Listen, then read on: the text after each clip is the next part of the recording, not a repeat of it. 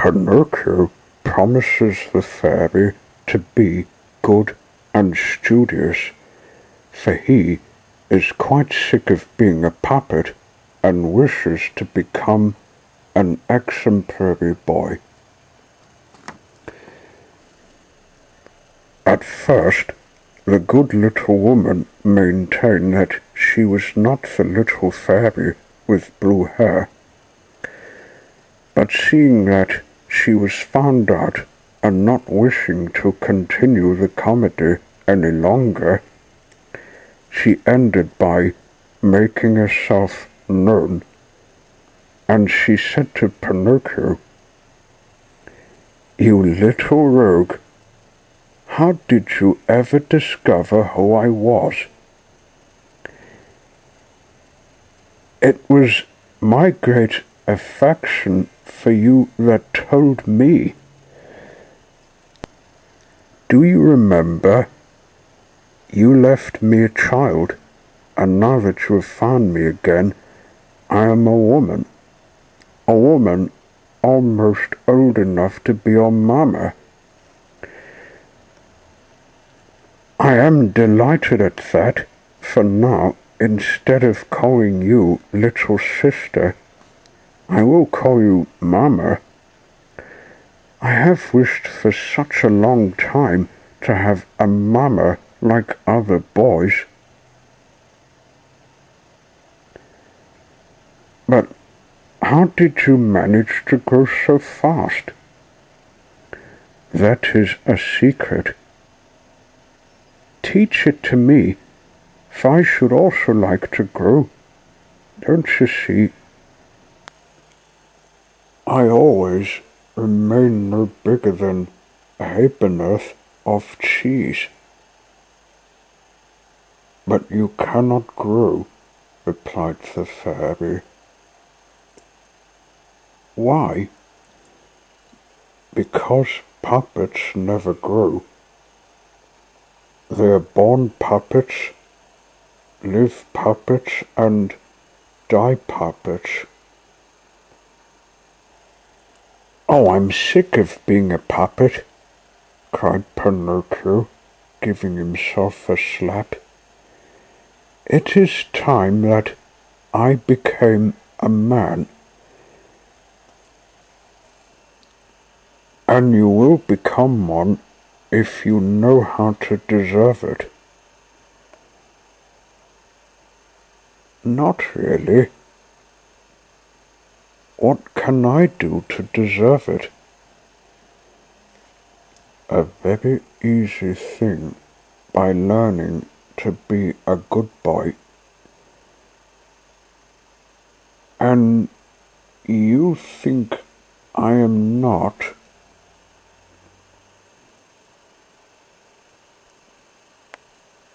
"You are quite the contrary. Good boys are obedient, and you?" "And I never obey." "Good boys like to learn and to work, and you?" "And I instead lead an idle vagabond life in the whole year through." "Good boys always speak the truth." "And I always tell lies."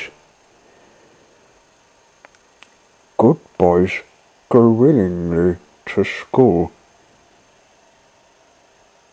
"And school gives me a pain all over my body.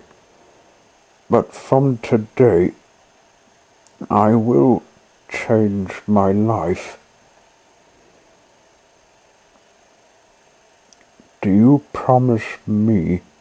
"I promise you I will become a good little boy, and I will be a comfort to my papa. Where is my poor papa at this moment? I do not know. Shall I ever have the happiness of seeing him again and kissing him? I think so, indeed. I am sure of it. At this answer, Pinocchio was so delighted that he took the fairy's hands and began to kiss them with such fervour that he seemed beside himself. Then raising his face and looking at her lovingly, he asked, "Tell me, little mamma, then it was not true that you were dead?" "It seems not," said the fairy, smiling. "If you only knew the sorrow I felt and the tightening of my throat when I read, 'Here lies.' I know it, and it is on that account that I have forgiven you. I saw from the sincerity of your grief that you had a good heart, and when boys have good hearts, even if they are scamps and have got bad habits, there is always something to hope for. That is, there is always hope that they will turn to better ways. That is why I came to look for you here. I will be your mamma." "Oh, how delightful!" shouted Pinocchio, jumping for joy. "You must obey me and do everything that I bid you." "Willingly, willingly, willingly." "Tomorrow," rejoined the fairy, "you will begin to go to school." Pinocchio became at once a little less joyful.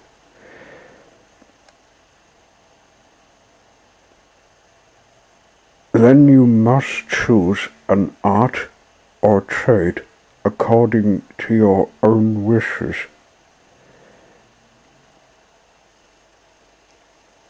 Pinocchio became very grave. "What are you muttering between your teeth?" asked the fairy in an angry voice. "I was saying," moaned the puppet in a low voice, "that it seemed to me too late for me to go to school now." "No, sir.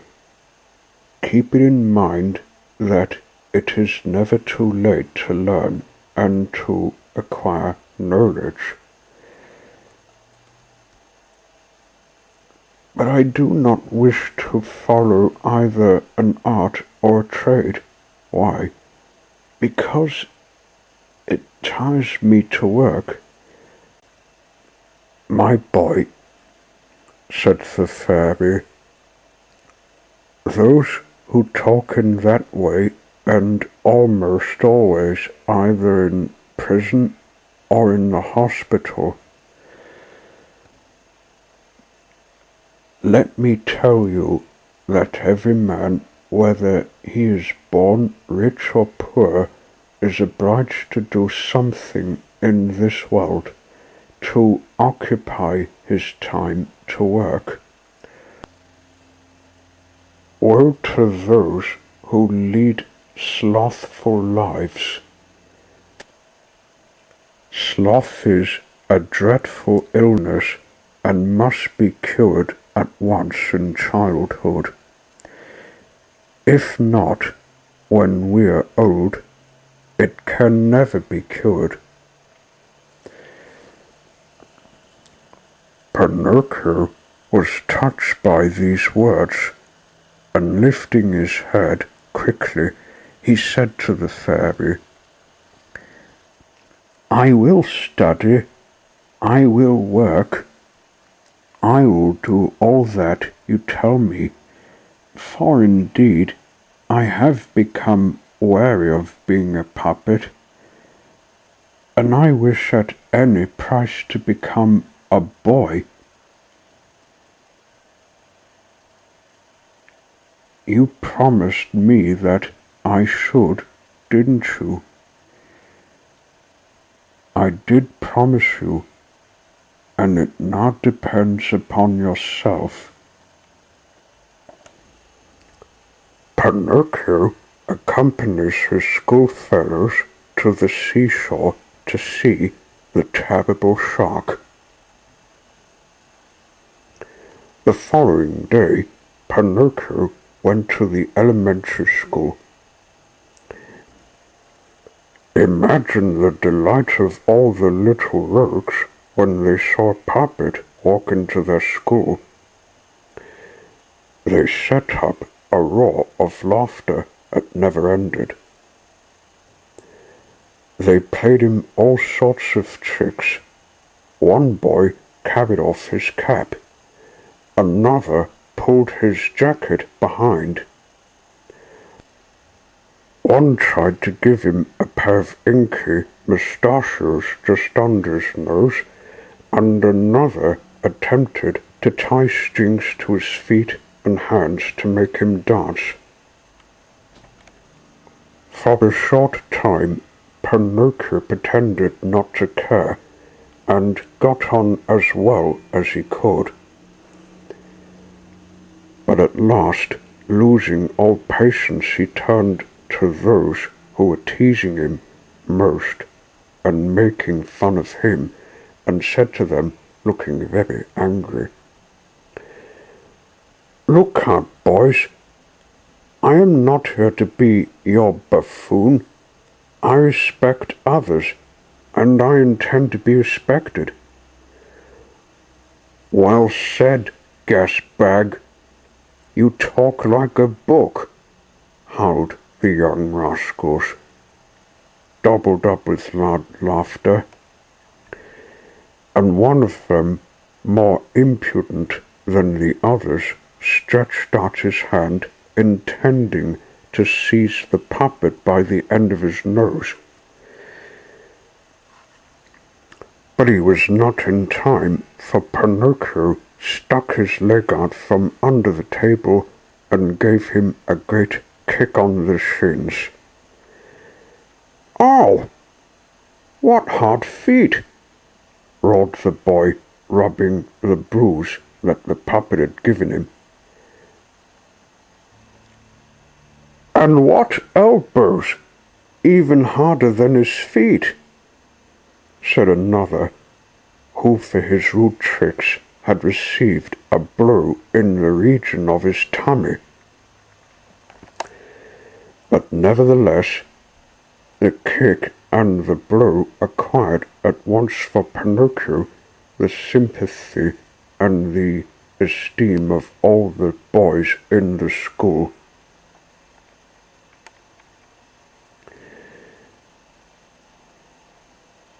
They all made friends with him and liked him heartily, and even the teacher praised him, for he found him attentive, studious, and intelligent, always the first to come to school, and the last to leave when school was over. But he had one fault. He made too many friends, and amongst them were several young rascals well known for their dislike to study and love of friendship. The teacher warned him every day, and even the good fairy never failed to tell him and to respect constantly. Take care, Pinocchio. Those bad schoolfellows of yours will end sooner or later by making you lose all love of study, and perhaps even they may bring upon you some great misfortune. There is no fear of that, answered the puppet, shrugging his shoulders and touching his forehead, as much to say, there is so much sense here. Now it happened that one fine day, as he was on his way to school, he met several of his usual companions who, coming up to him, asked, "Have you heard the great news?" "No." "In the sea near here, a shark has appeared, as big as a mountain." "Not really." "Can it be the same shark that was there when my poor papa was drowned?" "We are going to the shore to see him. Will you come with us?" "No. I am going to school." "Don't bother about school. We can go to school tomorrow, whether we have a lesson more or a lesson less. We shall always be the same blockheads." "But what will the teacher say?" "The teacher may say what he likes. He is paid on purpose to grumble all day. And my mamma?" "Mammas know nothing," answered those bad little boys.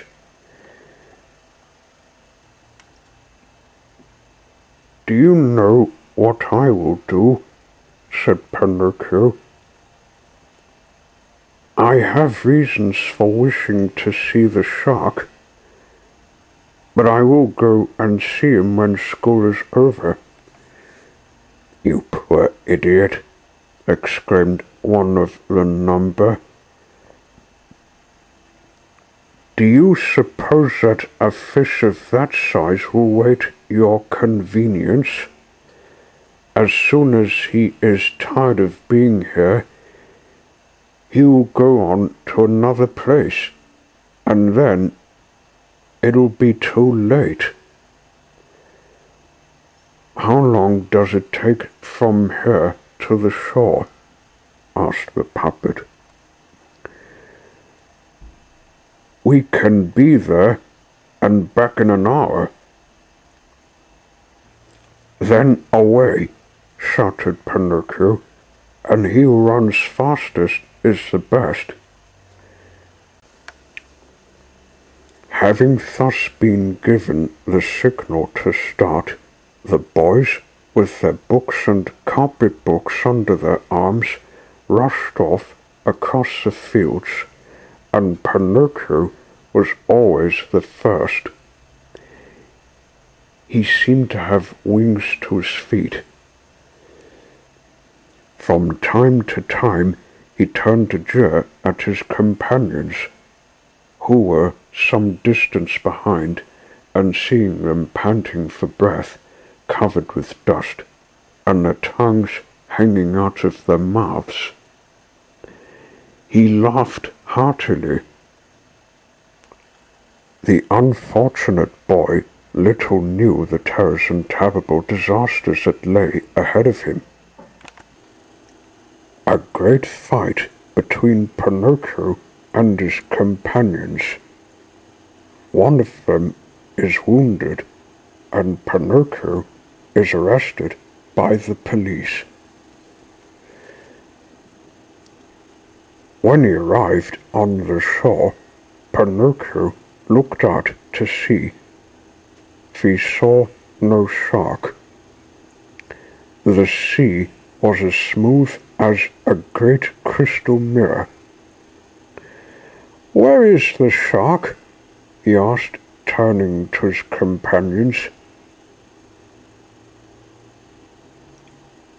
"He must have gone to his breakfast," said one of them, laughing. "Or he has thrown himself onto his bed to have a little nap," added another, laughing still louder. From their absurd answers and silly laughter, Pinocchio perceived that his schoolfellows had been making a fool of him, in including him to believe a tale with no truth in it. He was very much put out, and he said to them angrily, "And now, may I ask what fun you found in deceiving me with the story of the shark?" "Oh, it was great fun," answered the little rascals in chorus. "And in what did it consist?" "In making you miss school and persuading you to come with us. Aren't you ashamed of being always so punctual and so diligent with your lessons? Aren't you ashamed of studying so hard?" "Suppose I do. It's no business of yours." "It certainly is, because it puts us in a bad light with the teacher." "Why?" "Because boys who work at their lessons make those who don't wish to learn anything seem worse." "That's just too bad. We have our pride, you know." "Then what do you want me to do?" "You must do the same as we do, and hate school, lessons, and the teacher are the greatest enemies." "Suppose I want to go on studying?" "In that case, we'll have nothing more to do with you, and will take the first chance of making you pay for it." "Really?" said the puppet, shaking his head. "You make me want to laugh." "Now, Pinocchio," shouted the biggest of the boys, confronting him, "none of your superior airs. Don't come here to crow over us. For if you are not afraid of us, we are not afraid of you. Remember that you are 1 against 7 of us. 7 like the 7 deadly sins," said Pinocchio with a shout of laughter. "Listen to him. He has insulted us all. He called us the 7 deadly sins."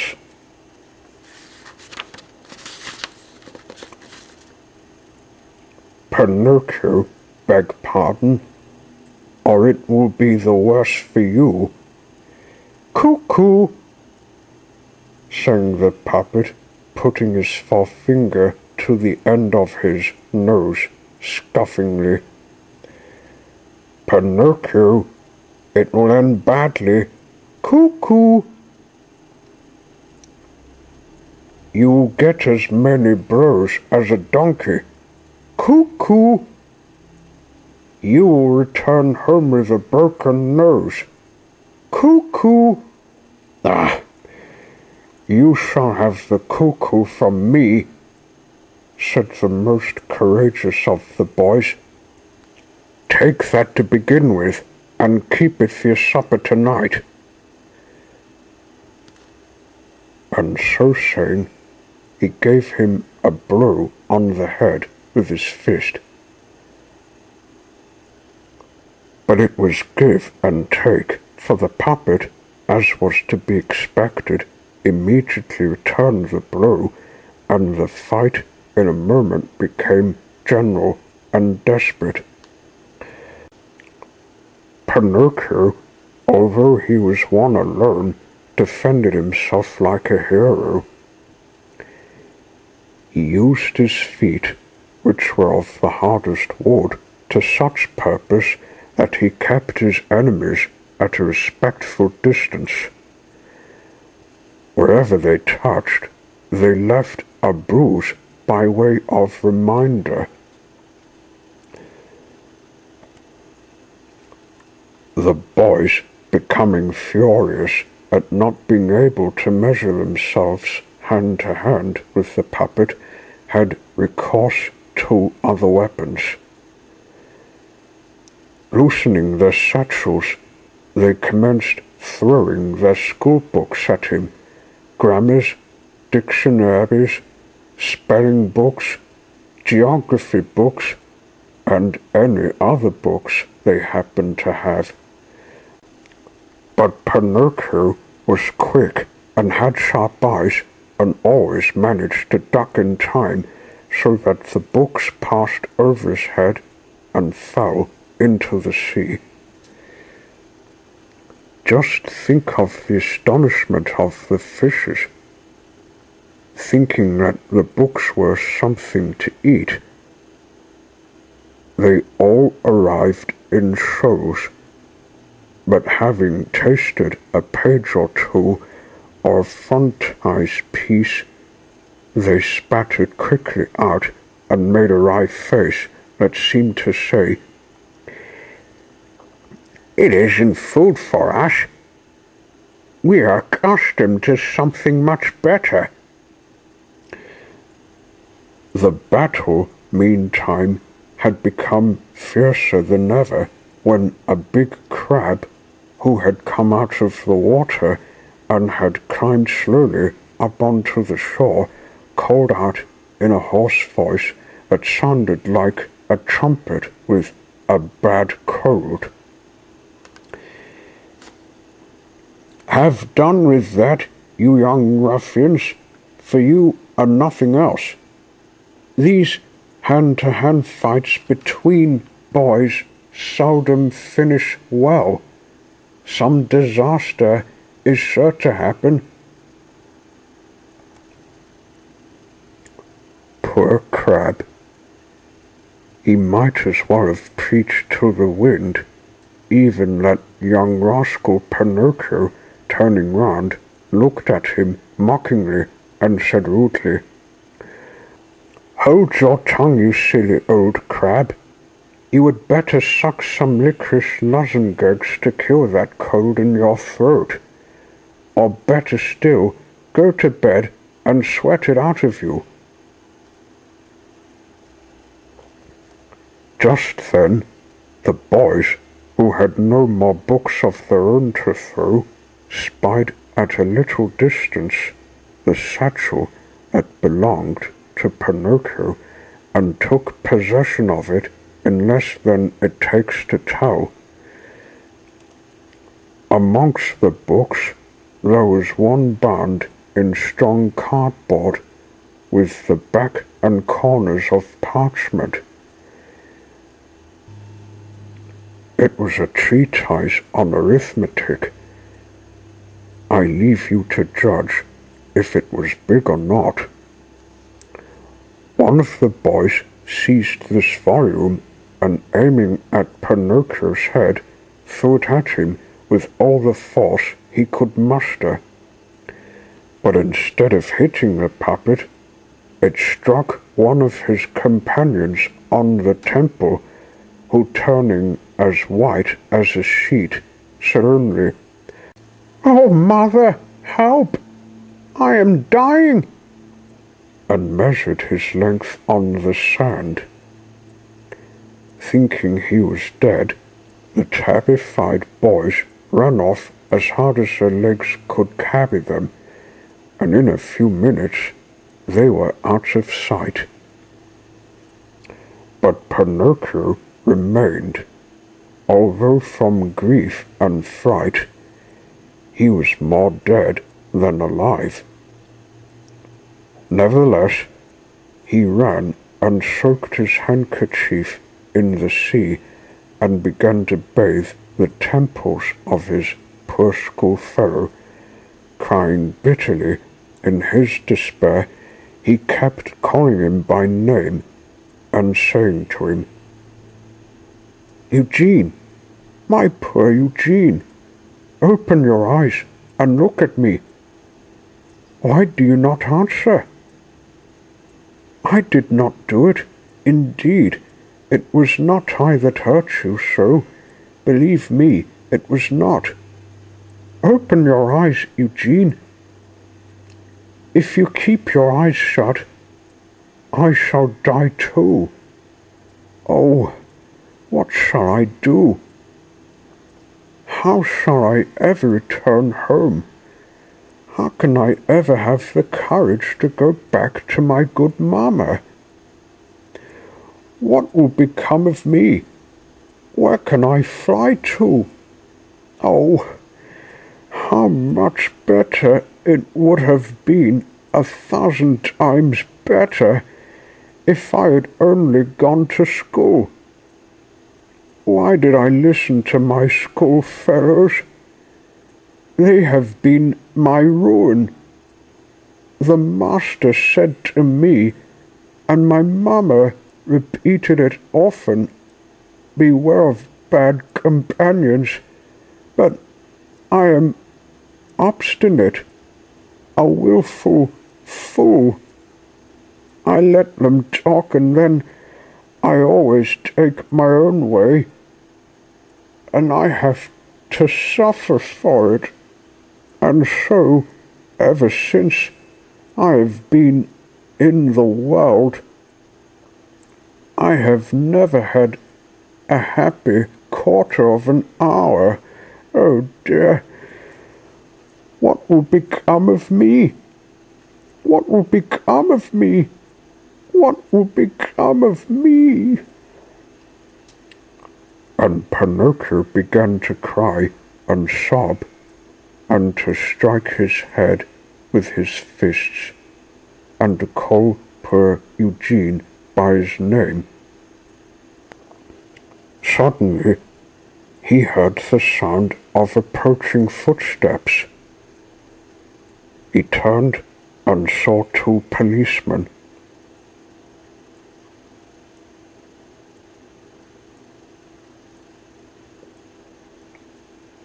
"What are you doing there, lying on the ground?"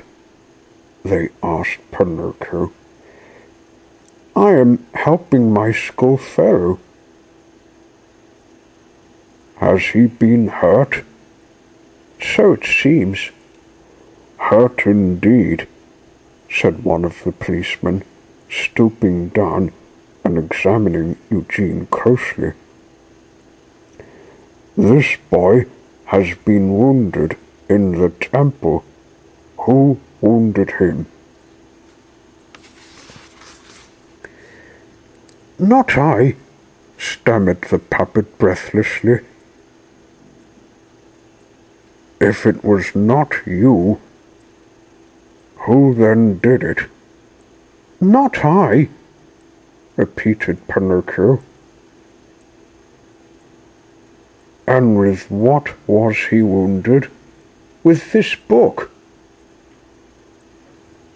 And the puppet picked up from the ground the treatise on arithmetic, bound in cardboard and parchment, and showed it to the policeman. "And to whom does this book belong?" "To me." "That is enough. Nothing more is wanted. Get up and come with us at once." "But I—" "Come along with us." "But I am innocent." "Come along with us." Before they left, the policeman called some fishermen who were passing at that moment near the shore in their boat, and said to them, "We give this boy who has been wounded in the head into your charge. Carry him to your house and nurse him. Tomorrow we will come and see him." They then turned to Pinocchio, and having placed him between them, they said to him in a commanding voice, "Forward and walk quickly, or it will be the worse for you." Without requiring it to be repeated, the puppet set out along the road leading to the village. But the poor little wretch hardly knew where he was. He thought he must be dreaming, and what a dreadful dream! He was beside himself. He saw double, his legs shook, his tongue clung to the roof of his mouth, and he could not utter a word. And yet, in the midst of his stupefaction and apathy, his heart was pierced by a cruel thorn, the thought that he would have to pass under the windows of the good fairy's house, walking between two policemen. He would rather have died. They had already reached the village when a gust of wind blew Pinocchio's cap off his head and carried it 10 yards off. "Will you give me leave," said the puppet to the policeman, "to try and get my cap?" "Go then, but be quick about it." The puppet went and picked up his cap, but instead of putting it on his head, he took it between his teeth and began to run as hard as he could towards the seashore. The policeman, thinking it would be difficult to overtake him, sent after him a large mastiff who had won the first prizes at all the dog races. Pinocchio ran, but the dog ran faster.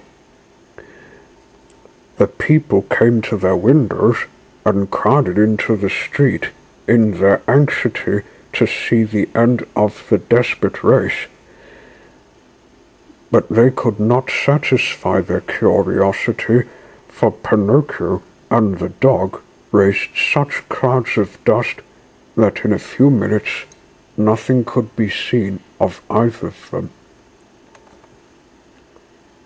Pinocchio is in danger of being fried in a frying pan like a fish.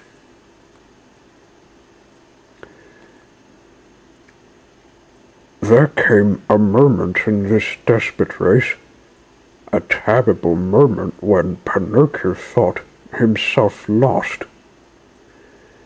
For you must know that Alidoro, for so the mastiff was called, had run so swiftly that he had nearly come up with him.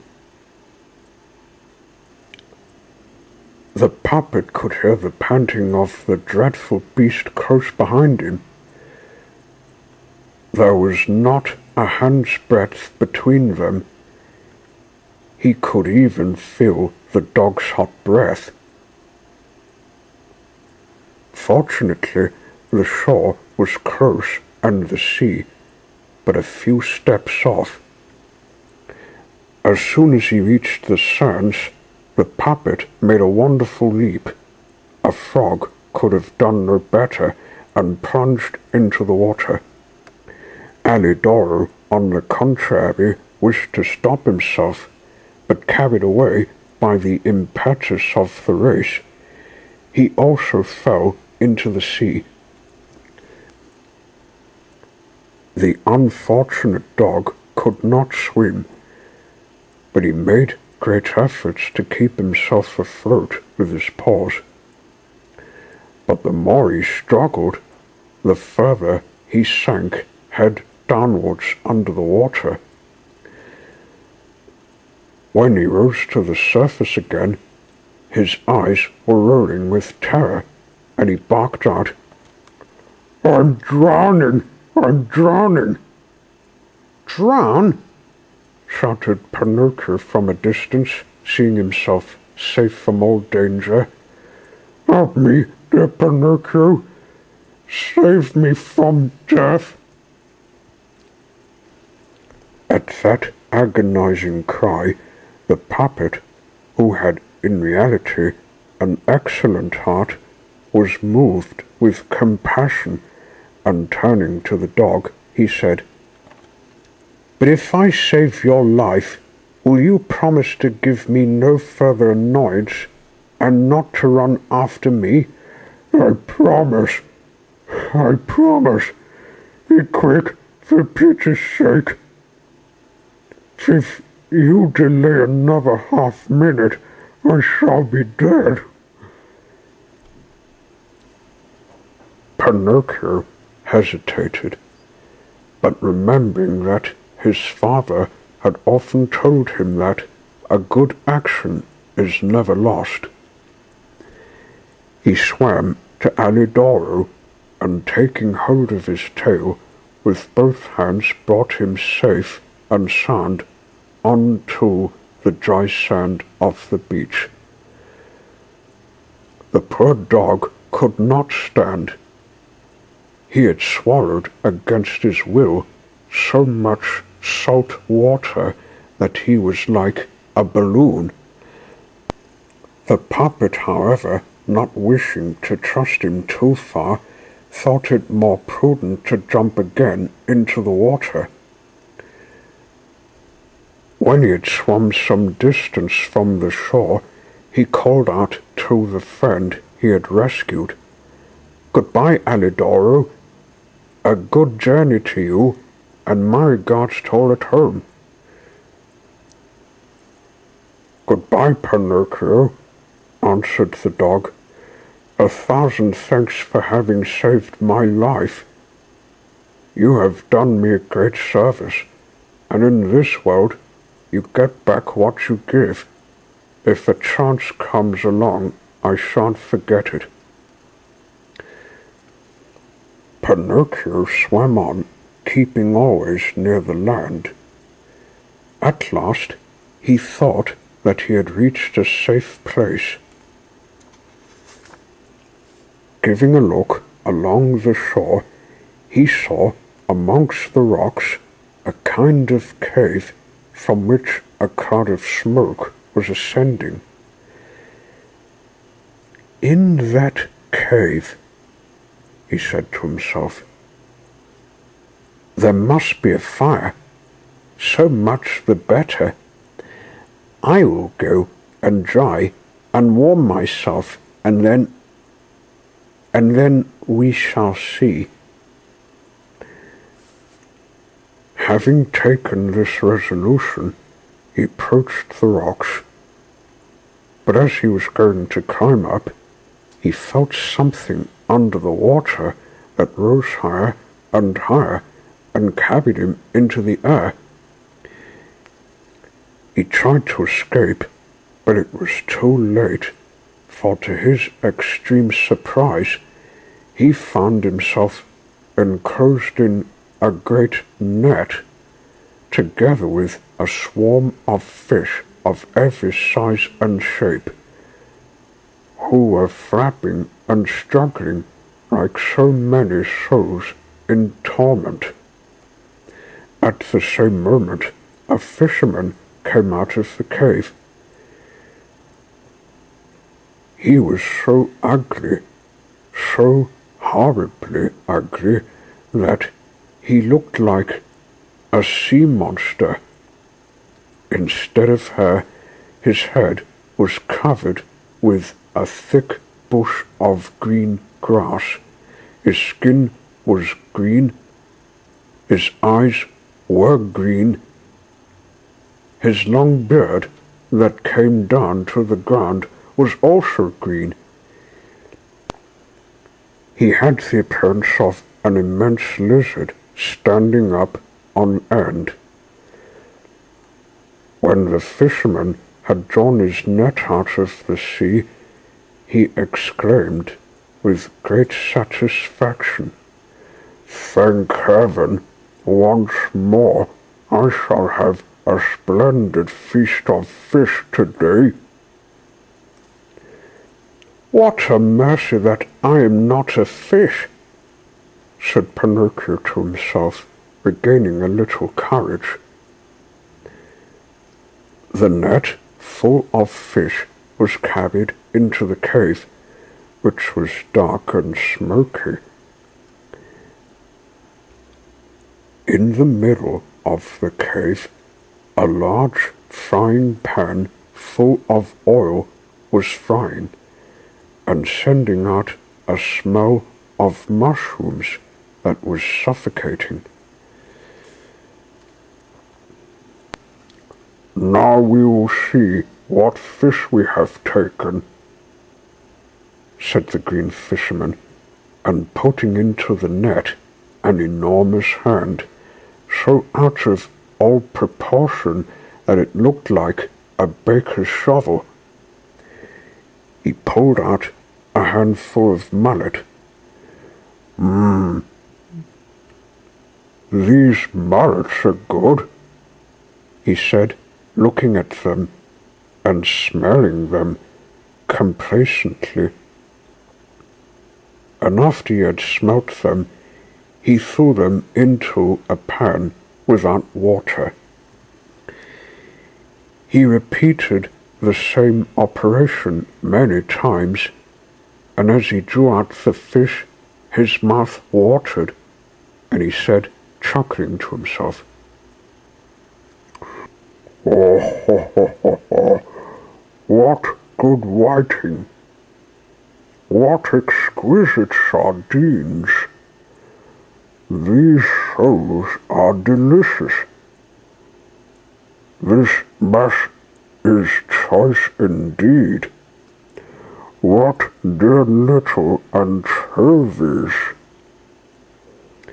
I need not tell you that the whiting, the sardines, the soles, the bass, and the anchovies were all thrown pell-mell into the pan to keep company with the mullet.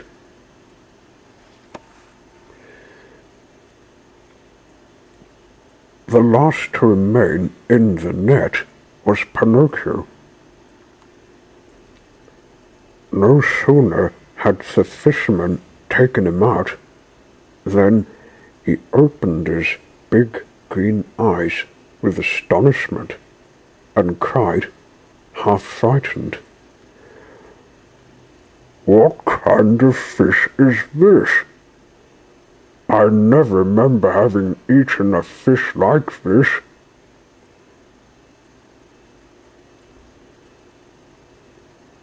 And he looked at him again attentively, and having examined him well all over, he ended by saying, "I know, he must be a crab." Pinocchio, mortified at being mistaken for crab, said in an angry voice, "A crab indeed! Do you take me for crab? What treatment! Let me tell you that I am a puppet." "A puppet?" replied the fisherman. "To tell the truth, a puppet is quite a new fish for me.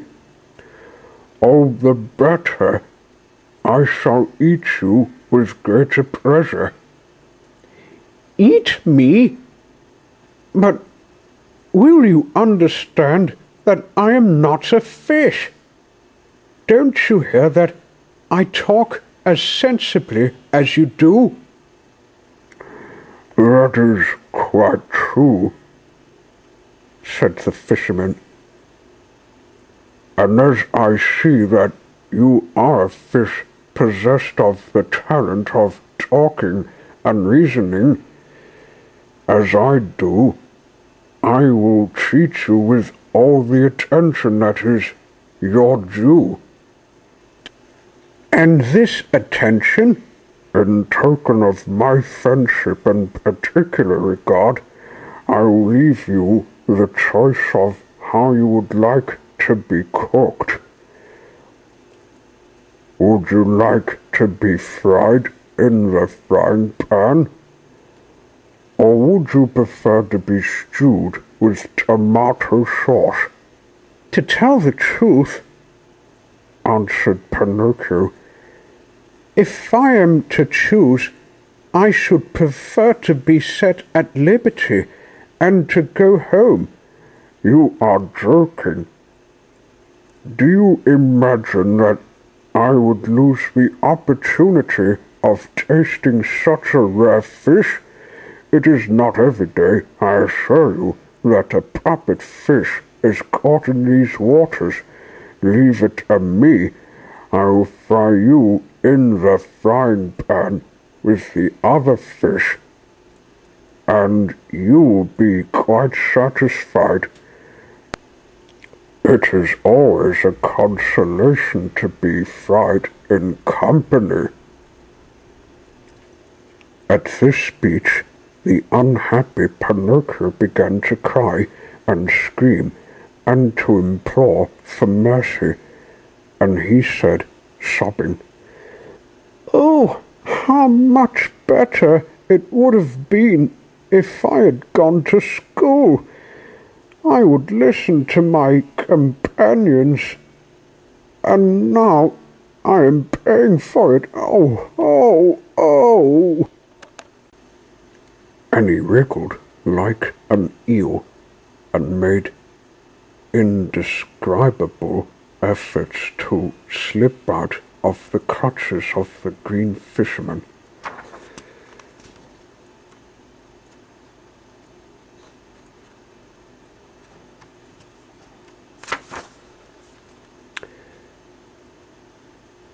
But it was useless. The fisherman took a long strip of rush, and having bound his hands and feet as if he had been a sausage, he threw him into the pan with the other fish. He then fetched a wooden bowl full of flour and began to flour them each in turn, and as soon as they were ready, he threw them into the frying pan. The first to dance in the boiling oil were the poor whiting. The bass followed, then the sardines, then the soles, then the anchovies, then the mullet, and at last it was Pinocchio's turn. Seeing himself so near death, and such a horrible death, he was so frightened and trembled so violently that he had neither voice nor breath left for further entreaties. But the poor boy implored with his eyes. The green fisherman, however, without caring in the least, plunged him 5 or 6 times in the flour until he was white from head to foot and looked like a puppet made of plaster. He then took him by the head and,